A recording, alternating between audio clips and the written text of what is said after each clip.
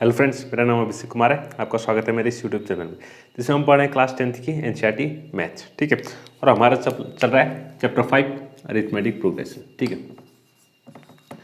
Chapter 5 arithmetic progression. ठीक है, जिसको शॉर्ट में एपी क्या कहेंगे, हम एपी कहते हैं। ठीक है,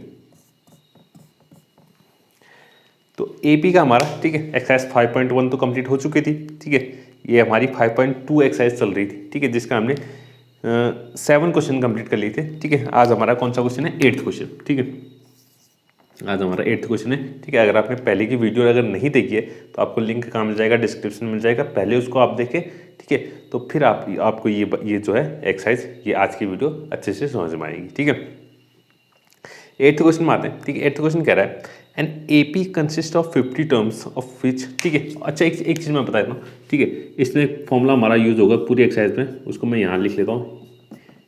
AN = A + n-1 × T। Okay, तो इस फॉर्मूले को तो आप नोट कर लें। ठीक है, ये फॉर्मूला हर जगह यूज होगा। ठीक है, हर जगह यूज होगा, ऑलमोस्ट सारे क्वेश्चंस में। ठीक है, AN का मतलब है nth टर्म, AP का जो nth टर्म होगा, A का मतलब है AP का फर्स्ट टर्म। ठीक है, N का मतलब है नंबर ऑफ टर्म्स, AP में जितने भी नंबर ऑफ टर्म्स है वो है N, उसका N का मतलब है नंबर ऑफ टर्म्स, और D का मतलब है कॉमन डिफरेंस। ठीक है, दो नंबरों के बीच में, दो लगातार आने वाले नंबरों के बीच में जो गैप होगा, जो डिफरेंस होगा, वो क्या कहलाता है, कॉमन डिफरेंस कहलाता है। ठीक है, ये हमारा क्या है, एक फॉर्मूला। ठीक है, nth टर्म निकालने के लिए फॉर्मूला है। ठीक है, अब पढ़ते हैं 8th क्वेश्चन को। ठीक है, 8th क्वेश्चन कह रहा है an AP consist of 50 terms of which third term is 12 and the last term is 106, find the 29th term. ठीक है, एक AP है जिसमें टोटल कितने टर्म है, 50 टर्म्स है बोला। ठीक है, तो AP में हमें नंबर ऑफ टर्म्स दिए हुए हैं। ठीक है, नंबर ऑफ टर्म्स दिए हुए हैं, यानी कि टोटल 50 टर्म है। एक पहला टर्म होगा, फिर आएगा दूसरा, फिर तीसरा, फिर चौथा टर्म, ऐसे चलते चलते एक 50वां टर्म आ जाएगा। टोटल कितने टर्म है, 50 टर्म है। ठीक है, इस जो है AP में, ठीक है, AP में कुछ, ये AP कुछ भी हो सकती है। ठीक है, AP कुछ भी हो सकती है। ये पहला term, second term, third term, fourth term, और टोटल कितने हैं, 50 टर्म है। ठीक है, अब AP में क्या नंबर क्या है, कौन सी सीरीज है, ये हमें पता नहीं है। ठीक है, ये हमें पता नहीं है। ठीक है, इसमें से लेकिन कुछ दिया हुआ है इसने, गिवन हमें दे रखा है टोटल 50 टर्म है, हमने लिख दिया 50 टर्म है। ठीक है, टोटल कितने टर्म है, 50 टर्म है। ठीक है, यानी कि 50 टर्म है, टोटल कितने टर्म है, 50। तो n = कितना हो गया, n = 50। ठीक है, n मतलब क्या होता है, नंबर ऑफ टर्म्स होता है। AP में कितने टर्म्स है, तो AP में कितने टर्म्स है, इसमें 50 है, तो n = कितना हो गया, 50 हो गया। n = 50 हो गया। ठीक है, एक चीज़ तो हमें गिवन दी हुई है, एक चीज़ तो हमें दी हुई। अब कह रहा है थर्ड टर्म इज 12, तो ये तीसरा टर्म है, तीसरा टर्म कितना दिया हुआ है, 12। तीसरा टर्म हमारे पास है 12, तीसरा टर्म कितना है, 12। ठीक है, तीसरा टर्म 12 है, एंड लास्ट टर्म इज 106। अब लास्ट टर्म कौन सा है, यही है। लास्ट टर्म कौन सा है, यही है, 106। लास्ट टर्म कितना है, 106। अब थर्ड टर्म जो है 12 है, थर्ड टर्म 12 है, यानी कि A3 = कितना है, 12। A3 = 12, A3 = 12। अब A3 = अगर 12 है, तो A3 को मैं लिख सकता हूँ कितना, A + 3 से एक कम 2D, A + 2D = 12। ये हमारी पहली इक्वेशन बन गई। क्या बन गई, पहली इक्वेशन बन गई, ये हमारी पहली इक्वेशन बन गई। अब लास्ट टर्म, उसने कहा है लास्ट टर्म कितना है, 106 है। अब हम जानते हैं इसमें नंबर ऑफ टर्म्स कितने हैं, टोटल 50 है। ठीक है, तो लास्ट टर्म कितना होगा, 50वां टर्म ही क्या होगा, लास्ट टर्म होगा, यानी कि 50th टर्म ही क्या होगा, लास्ट टर्म होगा। यानी कि A50 हमें दिया हुआ है कितना, 106। A50 को हम लिख सकते हैं कितना, A+ इससे एक कम 49D = 106 ये हमारी दूसरी इक्वेशन हो गई। अब दूसरी इक्वेशन हो गई, दूसरी इक्वेशन भी हमें मिल चुकी है। ठीक है, अब आपको पता है हम क्या करने वाले हैं। ठीक है, या तो एलिमिनेशन मेथड या तो सब्स्टिट्यूशन मेथड, कोई भी आप मेथड यूज कर लें, क्योंकि ये दोनों क्या बन गई, हमारी लीनियर इक्वेशन बन गई। क्या बन गई, linear equation, pair of linear equation. ठीक है, अब इन दोनों को हम एलिमिनेशन मेथड से ही सॉल्व कर लेते हैं, क्योंकि ए का जो कोएफिशिएंट है वो दोनों में सेम है। ठीक है, तो एलिमिनेशन मेथड से पहले मैं ये वाली इक्वेशन को लिख लेता हूँ ऊपर। ठीक है, तो एलिमिनेशन मेथड में दोनों को क्या कर देंगे, सब्ट्रैक्ट। 49D = 106। अब ये वाली इक्वेशन में इसके नीचे लिख लेता हूँ, A + 2D = 12, A + 2D = 12। दोनों को सब्ट्रैक्ट कर रहे हैं, सब्ट्रैक्ट करने पे क्या होता है, ठीक है, सब्ट्रैक्ट करने पे क्या होता है, नीचे वाली जो इक्वेशन है सबके साइन क्या हो जाते हैं, चेंज हो जाते हैं, सबके साइन चेंज। अगर प्लस है तो माइनस, प्लस है तो माइनस, प्लस है तो माइनस। ठीक है, अगर माइनस होगा तो प्लस हो जाएगा। ठीक है, A - A कैंसिल हो गया। ठीक है, 49D - 2D, ऊपर वाले साइन भूल जाएंगे, जो पहले साइन थे वो भूल जाएंगे, ये जो नए साइन हमने बना रखे हैं उसको याद रखेंगे। 49 माइनस 2, 49 माइनस 2 कितना 47, 47 डी, ठीक है 47 डी आ गया। और 106 में से अगर 12 को माइनस करेंगे, 106 में से अगर 12 को माइनस करेंगे तो ये आ जाता है हमारे पास 94, कितना आएगा 94। अब डी इज इक्वल्स टू, तो डी इज इक्वल्स टू हो जाएगा 94/47, ठीक है 94/47, और ये कट के कितना आ जाएगा 2 आ जाएगा। तो डी की वैल्यू कितनी आ गई हमारे पास 2 आ चुकी है, डी की वैल्यू कितनी आ चुकी है 2 आ चुकी है। तो यहाँ पर मैं लिख लेता हूँ, एन की वैल्यू तो हमें 50 पता ही थी, हमने डी की वैल्यू भी निकाल ली, डी इक्वल टू कितना आ गया 2 आ गया, डी इक्वल टू कितना आ चुका है 2 आ चुका है, ठीक है। अब हमें ए निकालना है, ठीक है क्या निकालना है ए निकालना है। ए कैसे निकलेगा, अब हमने इन दोनों इक्वेशन को सॉल्व किया तो डी हमारा निकल चुका है, डी हमारा निकल चुका है 2।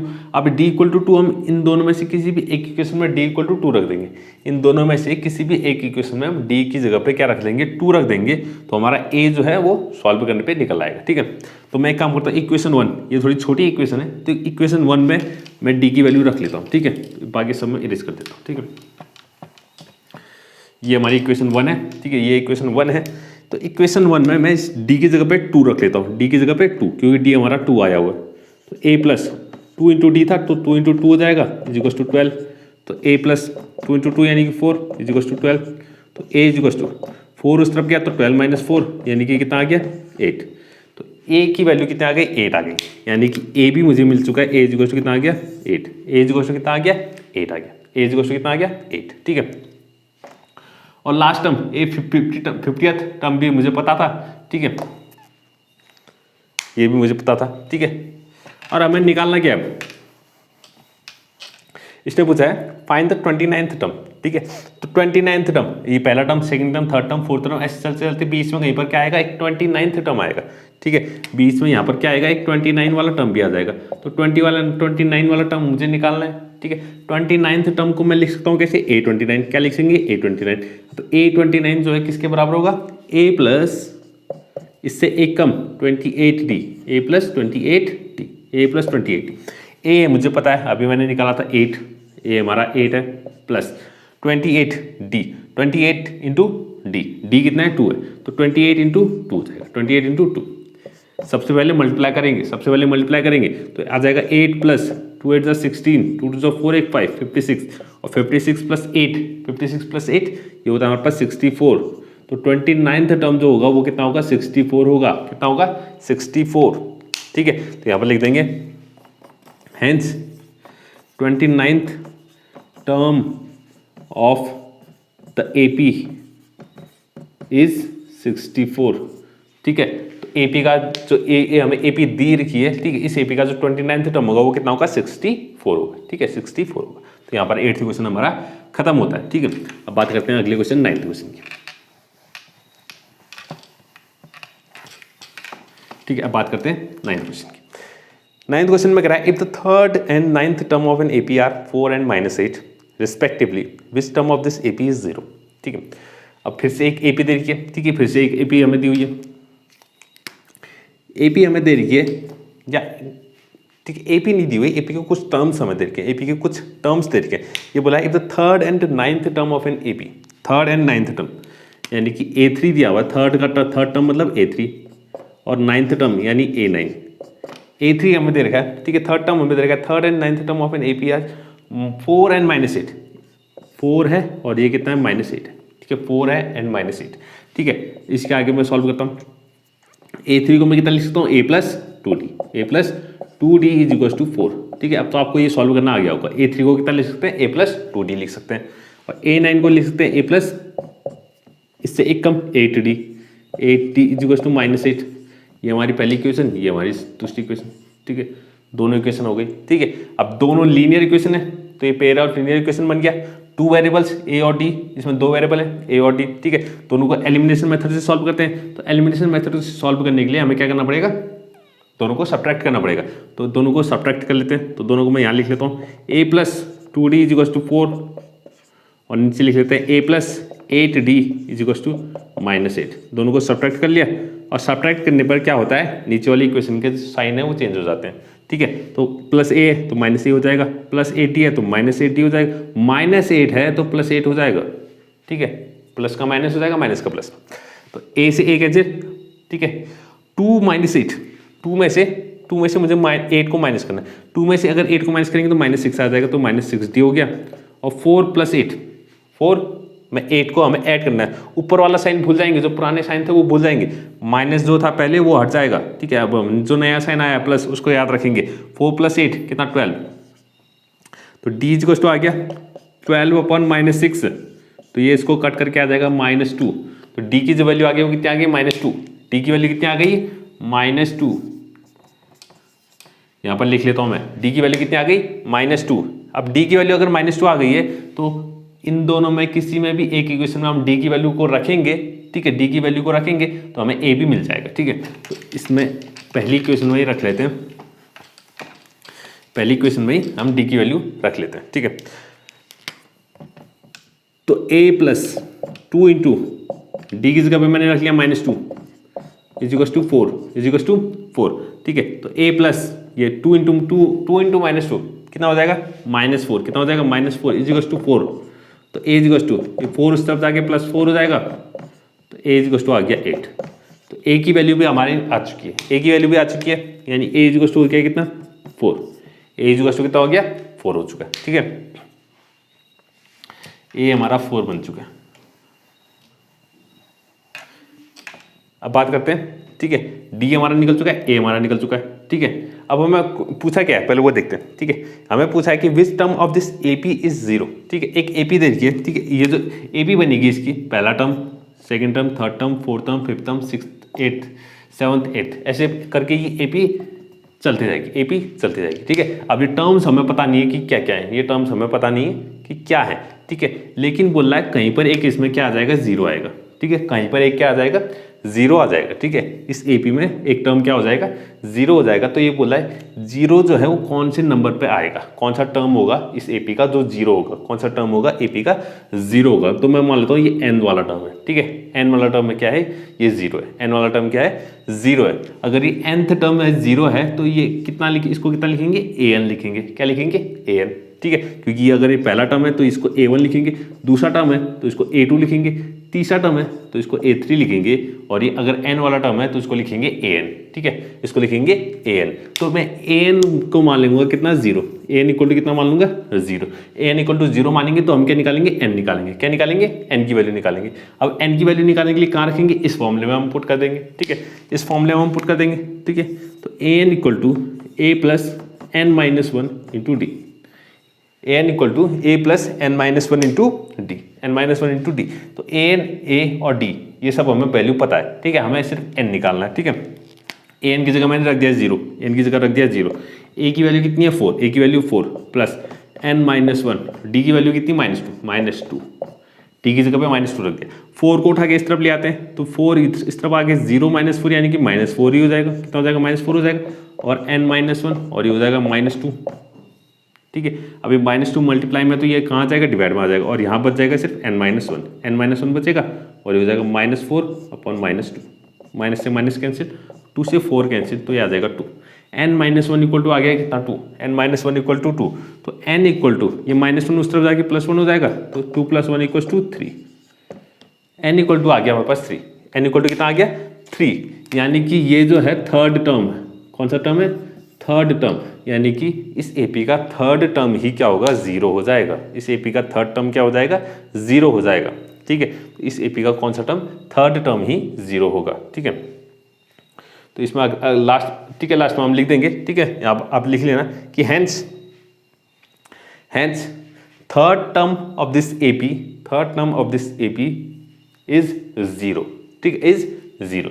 इस AP का थर्ड टर्म क्या हो जाएगा 0 हो जाएगा, ठीक है। तो ये हमारे पास 9th क्वेश्चन भी कंप्लीट हो चुका है, ठीक है। अब बात करते हैं अगले क्वेश्चन 10th क्वेश्चन की, ठीक है, 10th क्वेश्चन की बात करते हैं, ठीक है।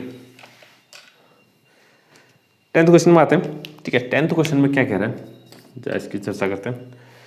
The 17th term of an AP exceeds its 10th term by 7, ठीक है।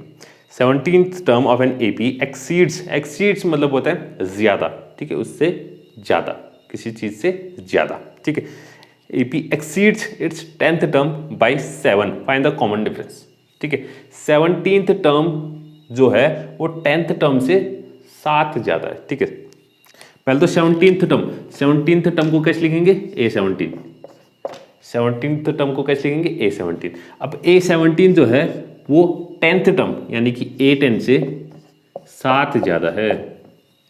17th टर्म जो AP का 17वां टर्म है वो 10वें टर्म से जो है 7 ज़्यादा है, उसमें 7 ऐड करेंगे, यानी कि 10वें टर्म में अब 7 ऐड करेंगे तब जाके हमें 17वां टर्म मिलेगा।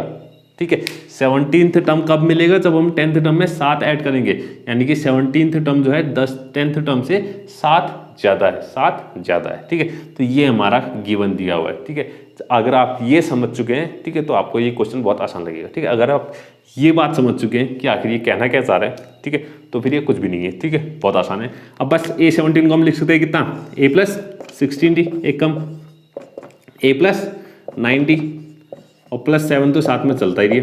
ठीक है, ठीक है, +7 तो साथ में चलता रहेगा। ठीक है, अब A से जो है A कैंसिल हो जाएगा। ठीक है, A से जो है A कैंसिल हो जाएगा। ठीक है, अगर कैंसिल समझ में नहीं आता तो A को उठा के इस तरफ ले आएंगे तो A - A 0 हो जाएगा, तो वैसे भी कट जाएगा। ठीक है, तो इसको मैं सीधा ही काट दे रहा हूँ। ठीक है, अब 16D है तो इस 90 को उठा के इस तरफ ले आते हैं। 16D 90 को उठा के यहाँ लाए तो -90 हो गया, इक्वल्स टू यहाँ बच गया सिर्फ 7, यहाँ बच गया सिर्फ 7। 16 में से अगर वो 9 को माइनस करते हैं, 16 में से हम कितने को माइनस करते हैं, 9 को माइनस करते हैं, तो हमारे पास बचता है 7। कितना बचता है, 7। तो ये आ जाएगा 7D इक्वल्स टू 7, तो D इक्वल्स टू आ गया 7/7 इक्वल्स टू 1, इक्वल्स टू कितना आ गया, 1। तो कॉमन डिफरेंस, D का मतलब क्या होता है, कॉमन डिफरेंस ही होता है, तो हमें कॉमन डिफरेंस ही निकालना था। ठीक है, तो कॉमन डिफरेंस इक्वल्स टू कितना आ गया, 1। कॉमन डिफरेंस कितना आ गया, 1 आ गया। कॉमन डिफरेंस कितना आ गया, 1 आ गया। ठीक है, ठीक है, इसमें बस समझने वाली बात यही थी और ज़्यादा कुछ नहीं था। ठीक है, अगर आप ये बात समझ गए तो ये क्वेश्चन में कुछ भी नहीं है। ठीक है, ये क्वेश्चन में कुछ भी नहीं है। ठीक है, 11th पार्ट भी कर लेते हैं। ठीक है, 11th पार्ट भी इसका फटाफट कर ही लेते हैं। 11th पार्ट भी कर लेते हैं। 11th पार्ट में क्या कह रहा है, ठीक है, इस क्वेश्चन को भी ध्यान से समझे कि आखिर कहना क्या चाह रहा है। विच टर्म ऑफ द AP, पहले तो एक AP दे रखी है तो AP लिख लेते हैं। AP हमें दे रखी है भाई, AP हमें दी हुई है 3, 15, 27, 39, 3, 15, 27, 39 एंड सो ऑन। ठीक है, ऐसे चलते रहेगा, ऐसे चलते रहेगा। 3 है, 15 है, 27 और 39। ठीक है, will be 132 more then it's 54th term. ठीक है, इस AP में, ठीक है, ध्यान से समझे, ध्यान से सुनना। ठीक है, इस AP में एक 54th, ठीक है, ये सपोज ये कौन सा टर्म है, पहला टर्म है, सेकंड, थर्ड, फोर्थ। आगे चल के क्या आएगा, एक 54th टर्म आएगा। आगे चल के क्या आएगा, एक 54th टर्म आएगा। तो 54th टर्म में जो भी वैल्यू होगी, ठीक है, 54th टर्म में एक नंबर आएगा, क्योंकि ये सीरीज चलते जा रही है ना, तो 54th टर्म में भी क्या आएगा, एक नंबर आएगा, एक नंबर आएगा। ये बोल रहा है इस नंबर में +132, ठीक है, इस नंबर से 132 ज्यादा। ठीक है, इस नंबर से 132 ज्यादा जो एक नंबर होगा वो कौन से नंबर पे आएगा, ध्यान से समझे। ठीक है, इस AP में जो 54th नंबर पे जो नंबर है, ठीक है, 54th नंबर पे जो नंबर है, टर्म पे 54th टर्म पे जो नंबर है उसमें 132 ऐड करो, उसमें 132 ऐड करो, फिर जो नंबर आएगा वो नंबर कौन से टर्म पे आएगा। ठीक है, हमें ये बताना है, ध्यान से समझना। ठीक है, 50 पहले तो हमें 54th टर्म निकालना है। ठीक है, सबसे पहले तो 54th टर्म निकालना है, उसमें फिर 132 ऐड करेंगे, फिर हमें एक नंबर मिलेगा, एक नंबर मिलेगा। अब हमें फिर बताना है कि ये जो नंबर है ये कौन से टर्म पे आ रहा है।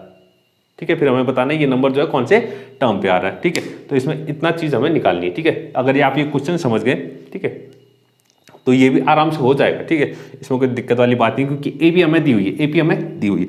अगर AP हमें दे रही है तो इसमें से क्या क्या हमें पता चल रहा है, तो एक तो A मिल जाएगा, A को कितना है, 3 है, फर्स्ट टर्म कितना दिया हुआ है, 3 दिया हुआ है। D भी हम निकाल सकते हैं, second term minus first term, 15 - 3 यानी कि 12, तो D भी हमारे पास कितना आ गया, 12 आ गया। ठीक है, D हमें 12 मिल गया।